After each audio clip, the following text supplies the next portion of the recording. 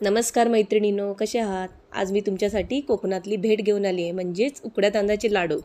याला तांदळाची मुटलीही म्हणतात आमच्या कोकणामध्ये.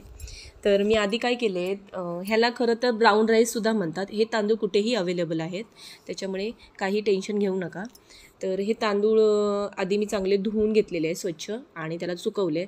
जर तुम्हाला नाही वेळ असेल तर तुम्ही ते कपड्यांनी पुसून जरा पंख्याखाली ठेवला तरी होणार. आणि गूळ मी तुम्हाला फक्त दाखवायसाठी घेतलेला आहे.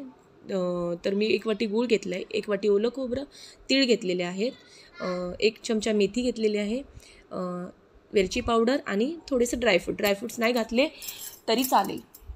तर आधी मी उकडे तांदूळ आहेत ना, ते चांगले परतून घेत आहे. तर त्याला जरा भाजायला वेळ लागतो. मला भाजायला म्हणलात तर तुम्ही 20 मिनटं लागलेले आहेत. तर हे उकडे तांदूळ आता भाजायला आलेले आहेत, तर ते चांगले परतून झालेले आहेत.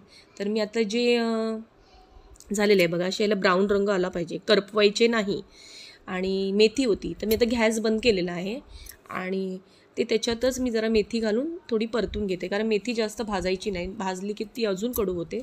तुम्ही ह्याच्यात मेथी नाही घातली तरी चालेल, मी घालते म्हणून तुम्हाला दाखवलं आहे. तर हे तांदूळ मी एका प्लेटीमध्ये काढून घेतलेले आहेत आणि ते जरा पंख्याखाली मी थंड करून घेतले आहेत.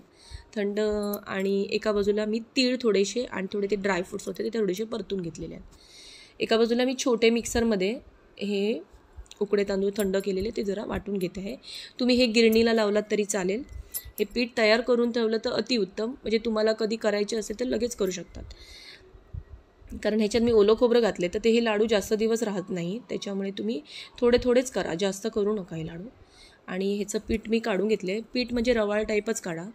त्याच्यानंतर मी मिक्सरमध्ये 2 वाटी ते जे पीठ केलेलं आहे ते मी घातलेलं आहे आणि अर्धी वाटी गूळ घालायचं आहे. गूळचं प्रमाण तुम्ही वाढवू शकता, पण जेवढं होईल तेवढं गोड करू नका जास्त शक्यतो, कारण ह्याच्यात ओलं खोबरंही घालणार आहे. ते ओलं खोबरंही गोडच असतं थोडंफार.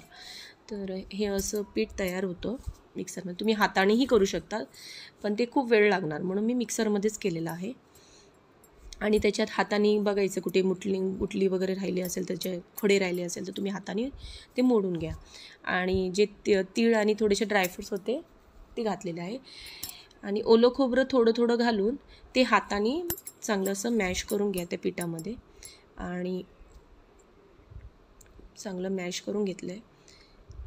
हां, आता त्याच्यामध्ये मी चिमूटभर मीठ घातलेलं आहे, चिमूटभरच घाला, आणि थोडीशी वेलची पावडर घालून हे सगळं मिक्स केलेलं आहे. आमच्याकडे जर मुंबईकर कोण कोकणामध्ये आले की आम्ही ही भेट म्हणून त्यांना लाडू देतो. तर खूप छान लागतात. मुलांसाठी पण हे लाडू खूप छान आहेत खाण्यासाठी. आता मी बघा दोन्ही हाताने हे लाडू तयार केलेले आहेत. कुणाला शक्य नसतं तर ते लोक एका हातानेच करतात. तर हे लाडू झटपट, आणि ह्याला मेन तुपाची गरज अजिबात नाही. तूप नाही, डालडा नाही, काहीही लागत नाही, नाही कसलं पाकची पण गरज नाही. हे खूप झटपट लाडू आहे, तुम्ही कधीही करू शकता. 10 मिनटात लाडू होतात हे, 10 मिनटात. तर तुम्ही ह्या पद्धतीत लाडू नक्की करा, तुम्हाला नक्की आवडेल. मेथी नाही घातली तरी चालेल. आणि मुलांसाठी लाडू खूप पौष्टिक आहे. तर तुम्ही ह्या पद्धतीत नक्की करून पहा. आणि पूर्ण व्हिडिओ बघितल्याबद्दल धन्यवाद. असेच माझे व्हिडिओ पाहत राहा, मी नवीन रेसिपी घेऊन येत राहील. तर धन्यवाद.